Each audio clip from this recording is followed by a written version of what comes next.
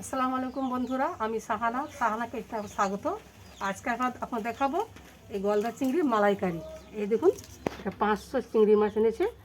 হ্যাঁ, এটা আমি ভালো করে কেটে ধুয়ে পরিষ্কার করে নেবো। এর আমি মালাইকারি দেখাবো। আমি ধুয়ে পরিষ্কার করে নিচ্ছি। এই দেখুন, কেটে পরিষ্কার করে ধুয়ে নিয়েছি।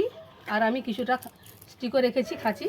এটা আমি একটু ভাজলে এটা কুঁকড়ে যাবে। আমি এটা করে লম্বা লম্বা করে এটাকে সোজা করে দিচ্ছি, নইলে এটা ভাজলে কুঁকড়ে গোল হয়ে যাবে, দেখতে খারাপ লাগে। এরকম একে একে করে আমি সবগুলোতে আমি কাঠি দিয়ে সোজা করে দেব।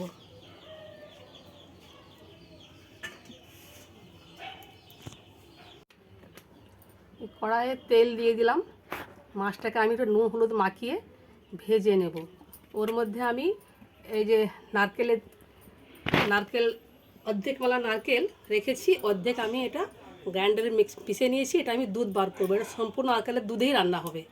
এটা আমি জল দিয়ে ভালো করে একে আমি ছেঁকে নিয়ে নিচ্ছি। এটা ভালো করে বেটে নিয়েছি। এটা পুরোটা দেবো না, যেহেতু মুখে লাগবে, তার জন্য এটা আমি ছেঁকে নেব। এটা আমি জল ছাড়া সম্পূর্ণ দুধ দিয়ে রান্না হবে। এটা আমি নুন হলুদ মেখে তেল দিয়ে ভেজে নেব।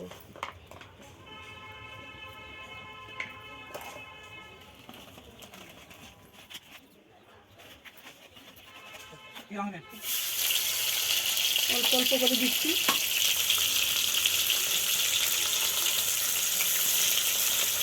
অল্প অল্প করে দিচ্ছি, একসঙ্গে দেবো না, গায়ে গায়ে লেগে যাবে।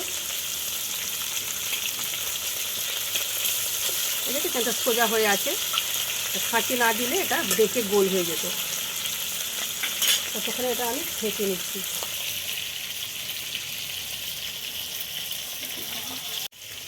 এই দেখুন, এটা জল দিয়ে আমি এটাকে ছেঁকে নিচ্ছি। এটা আমি আরেকবার একটু জল দেব, সম্পূর্ণ আসেনি।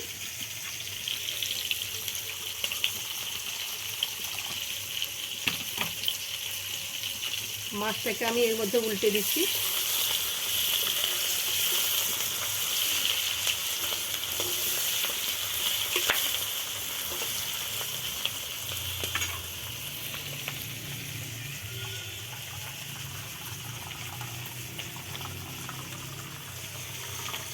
এই দেখুন,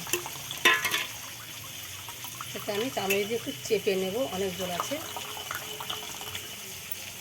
এই জলটা দিয়ে সম্পূর্ণ রান্নাটা হবে। এটা ভাজা ভাজা হয়ে গেছে। এটাকে আমি তুলে নেব, তুলে আর বাকিগুলো দিয়ে দিচ্ছি।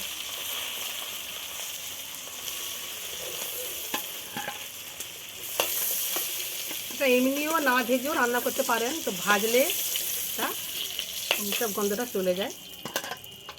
যা তেল আছে ওতেই হয়ে যাবে।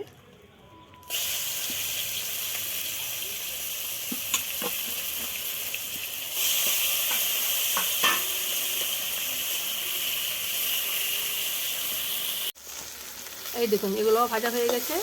আমি একে একে সব তুলে নেব। 500 মাছ আছে, 11 পিস হয়েছে। এর মালাইকারি খেতে খুব ভালো লাগে। এটা আমি অন্য কড়াইয়ে এবার চাপাবো।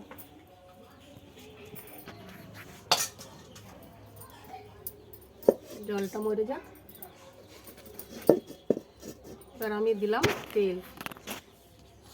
সর্ষে তেলেই রান্না করছি। তেল দেবেন আপনাদের পরিমাণ স্বাদ মতো। পরে আমি দেব ফোড়ন দেব।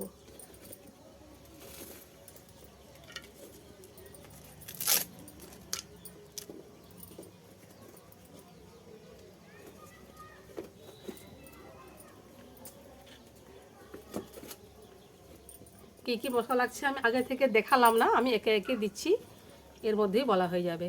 2টা বড় বড় পেঁয়াজ নিয়েছি, কুচি করে নিয়েছি। 2টা বড় সাইজের পেঁয়াজ নিয়েছি, এটা আমি দিয়ে দিচ্ছি।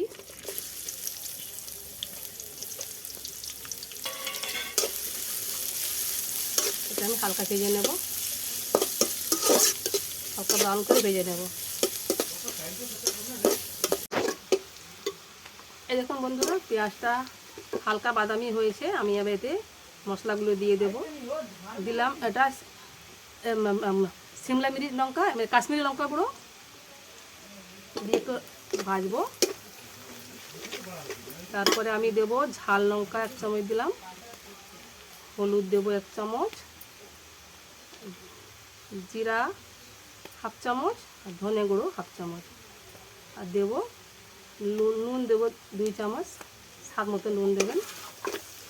আর টমেটো কুচিও দিয়ে দিলাম, ভাজবো। আর আদা রসুন বাটা আমি দেব 2 চামচ। আর এই যে মাছের এই এখানে দাঁড়াগুলো, এগুলো আমি দিতে পারি বেটে, আমি দিয়ে দিলাম। এটা অনেক সময় বেটেও দেওয়া যায়, 10 বাকেট আমি দিয়ে দিলাম।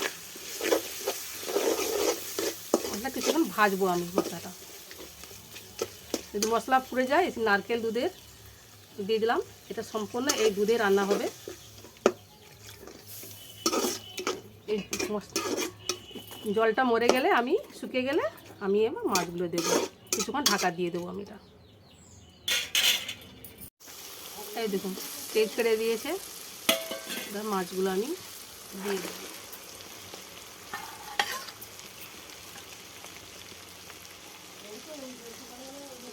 মাছ দিয়ে দেবো, নাড়াচাড়া করবো, বেশি নাড়বো না যেহেতু এটা ভাজা আছে। আমি এবার নারকেলের দুধগুলো একটু নাড়াচাড়া করে নিই।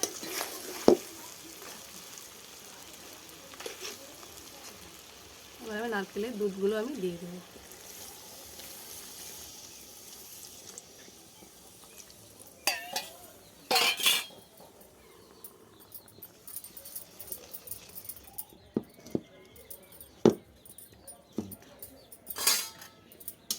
স্বাদ মতো চিনি দেবো, চিনি দেবো সামান্য, ওই তো ওইটু।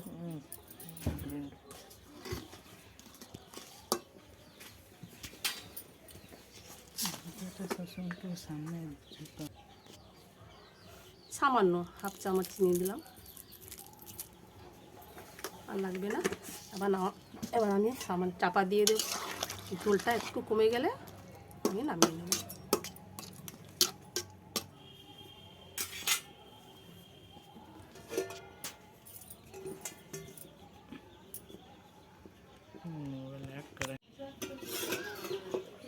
এই দেখুন ফুটে গেছে, নুন টুন সব ঠিক হয়ে গেছে। আমি সামান্য গরম মশলা গুঁড়ো দিয়ে দিলাম, দিয়ে নামিয়ে নেব।